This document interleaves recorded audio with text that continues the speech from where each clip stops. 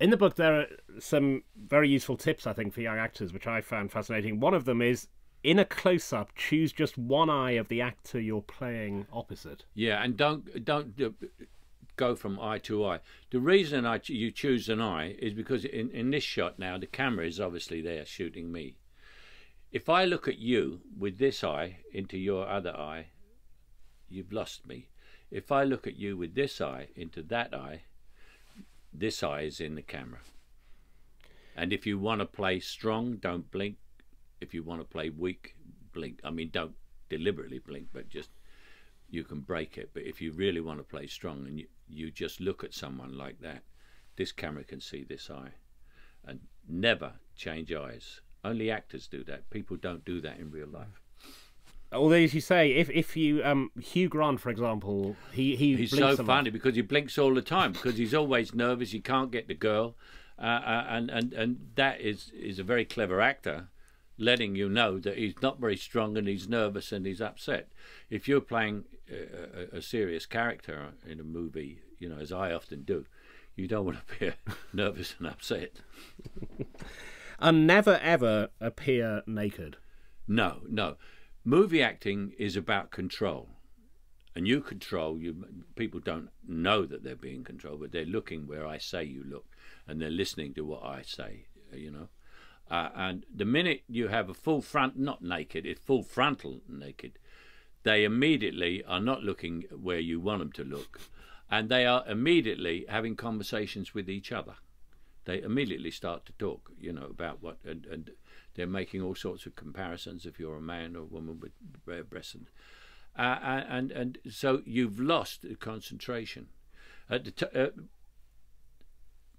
One of the things that started me on this was Robert Helpman, who was the head of the English ballet at the time of O Calcutta, which was a naked musical, you know, and it was a big thing, a naked musical. They said to Robert Helpman, would you ever do a naked ballet? So he said no. He said, why not? He said, because everything doesn't stop when the music does. And now I think that is a very good reason, you know, because what he's saying is you lose the concentration. The concentration is when the music stops, you go, bang, you're done. If you're full frontal nude, you're still looking at the thing still moving. Yeah. So never do full frontal nudity.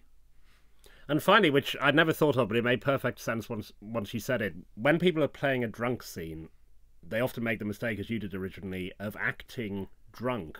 And talking slurred. Yeah, I when I was originally, I was supposed to be a drunk when I was a young actor, and I came in drunk, and the producer stopped it and said, what are you doing? I said, I'm drunk, sir. He said, I'm drunk in this scene. He said, I know you're drunk. He said, but you're not a drunk. He said, you're an actor trying to be drunk.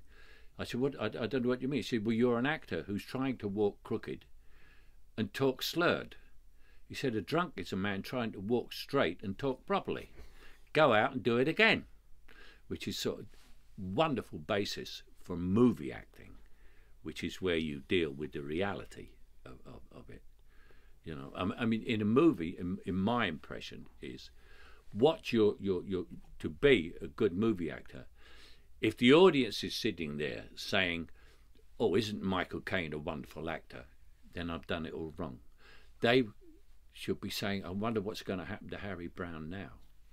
You know, that's the difference. And that thing about drunk acting, there's a similar one, which again I'd never thought of, that somebody who is crying is in fact someone who is trying not to cry. No, it's when men cry in particular. Men will do anything but cry,